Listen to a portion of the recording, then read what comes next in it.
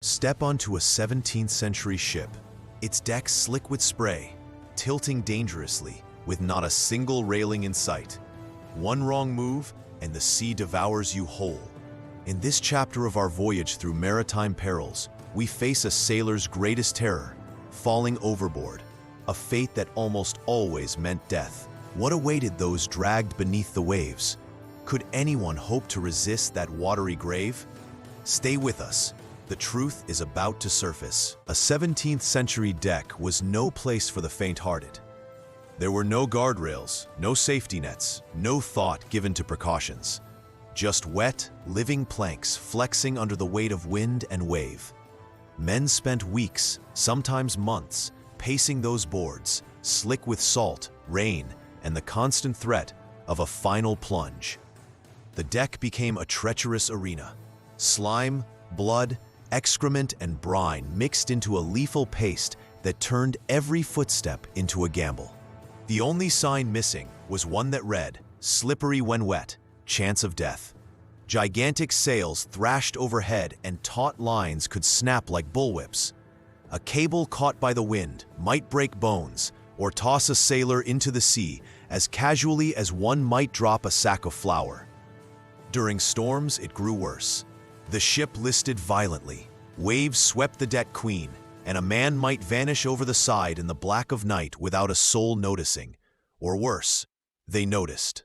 But nothing could be done. Falls were not rare. They were expected, an occupational hazard that nearly always ended in death. If a man went over, the ship sailed on. A wooden giant driven by wind cannot halt on command. In seconds, the victim slipped between swells.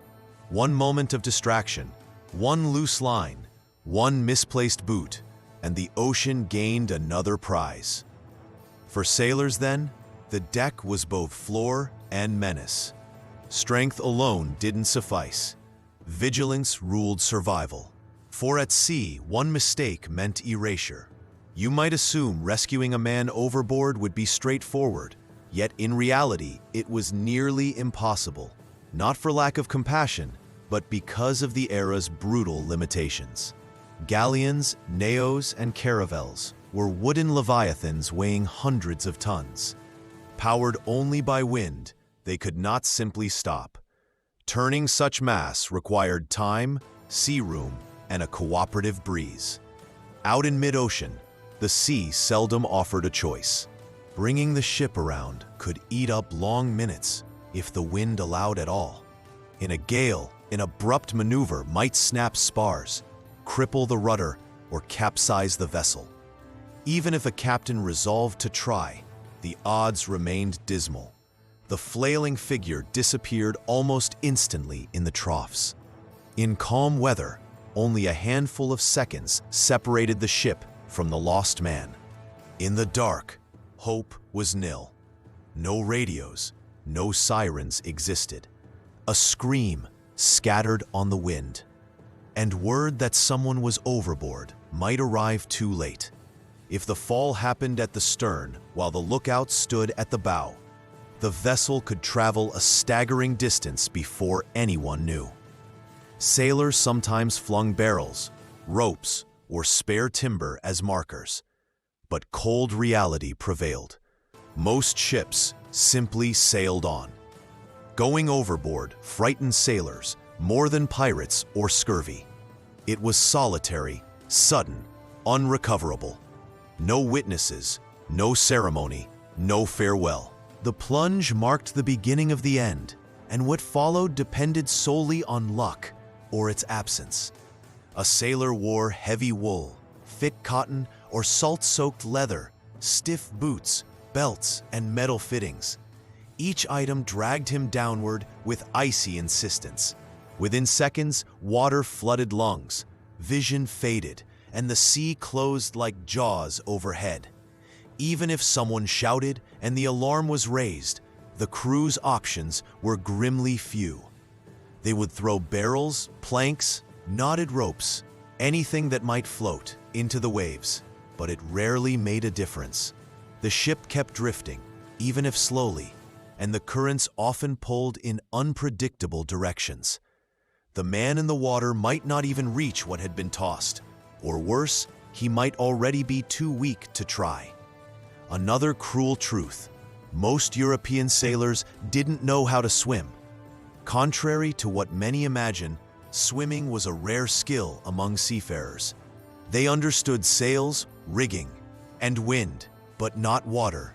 To them, the sea belonged to the dead, a place to be avoided whenever possible. And for those who did know how to swim, it made little difference. Strength faded quickly in cold or choppy seas. Every stroke became a losing fight against time, exhaustion, and panic. In tropical waters, a new terror lurked: sharks. Drawn by food scraps, waste, blood, and sometimes even discarded corpses, they often followed ships for days. Silently, they circled below, like sleek shadows beneath the surface. Sailors commonly spotted them trailing the vessel, earning the grim nickname Death's Guardians. When someone fell overboard, the danger escalated. Reports exist of attacks occurring within minutes of a fall. Tired, defenseless, and vulnerable, all it took was the predator's instinct to seal a swift, brutal fate. The threat was ever present, silent and unseen. In the end, what happened to those who fell overboard was simple. They vanished, swallowed by the sea, consumed by silence, as if they had never existed. And the ship sailed on. No return, no record, no farewell. Just another name forgotten by the ocean. This reality pushed some crews to create their own ways of staying safe. In a world without modern technology, caution and survival instinct were a sailor's only protection. During storms, for instance, some men would tie themselves to the ship using thick ropes secured to their belts or waists. They moved stiffly, anchored to the deck like part of the vessel itself, but at least they remained aboard. It wasn't foolproof. If the ship capsized or a rope snagged at the wrong moment, they could be dragged into the depths or crushed against a mast. Even so, many preferred this risk over the certainty of vanishing without a trace. Veteran sailors knew the sea had moods. They avoided stepping out during low-visibility hours, early morning, dusk, or dark nights, when even a single misstep could be fatal. A rogue wave, unexpected and violent, could slam onto the deck without warning. Sudden gusts might whip the sails sideways in a heartbeat, knocking anyone too close into the abyss. Those who understood the ocean's temperament learned to tread carefully, even under calm skies. But perhaps the most haunting aspect was the symbolic weight that falling overboard carried in some fleets. Among certain crews, especially in the 16th and 17th centuries, it wasn't seen as mere accident. It was viewed as weakness, negligence, or worse, divine punishment. Seafaring superstitions ran deep. Some believed the sea claimed a price on every voyage, and the one who fell was simply the chosen sacrifice. Despite the fear, some did survive. Rare but remarkable cases tell of sailors who clung to barrels, driftwood, or loose cargo for hours. They were rescued by sheer luck, a shift in the wind, an alert lookout, or a passing ship. But those were the exceptions that proved the rule.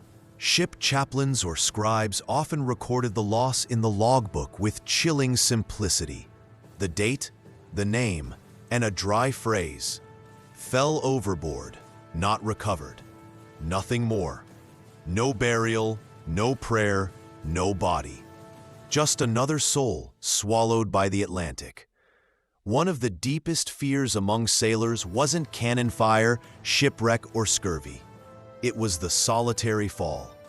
That moment when the world turned to water, and you became one more secret kept by the sea.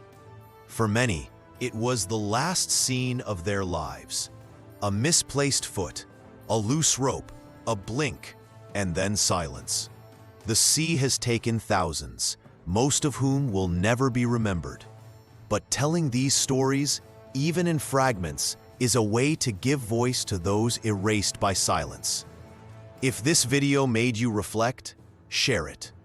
Let more people discover what lay behind the sails, the ropes, and the falls.